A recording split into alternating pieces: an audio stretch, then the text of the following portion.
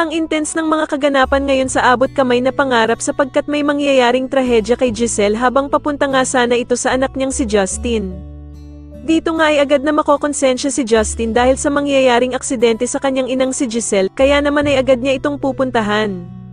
Samantala ay ikakabigla ni Giselle ang mababalitaan niya kay Doc Robert na pabalik na nga daw ng Amerika ang anak nitong si Justin at balak pa nga daw ni Eric na hindi na sila muling bumalik ng Pilipinas. Kaya naman ay magagalit siya sa kapatid niyang si Doc Robert dahil sa hindi daw ito agad sinabi sa kanya, subalit sasabihan siya nito na masakit man nga daw ay kailangan niyang tanggapin na ayaw talaga siyang makita ng kanyang anak na si Justin. Samantala sa kalagitnaan ng pagtatalo nilang magkapatid ay makakarinig ng good news si Giselle dahil sa tatawag sa kanya si Annalyn para sabihing mag-uumpisa na ang children's party at naroroon pa nga daw ang anak niyang si Justin. Kaya naman ay biglang magugulat si Giselle at agad nga siyang mabubuhayan dahil sa nalaman niyang hindi pa pala talaga nakakaalis ng bansa itong anak niyang si Justin.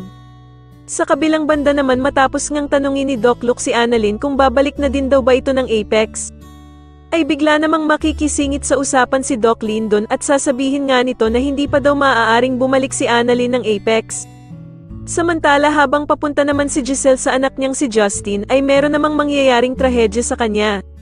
Sa tingin niyo dito na nga kaya tuluyang lumambat ang puso ni Justin dahil sa mangyayari sa ina niyang si Giselle, mas lalo na nga talagang nagiging exciting ang mga susunod na kaganapan kaya naman ay mas lalo pa nating abangan ang mas lalong gumigandang abot kamay na pangarap. Maraming salamat po sa inyong panonood at sana po ay masubscribe niyo ako. Maraming salamat po.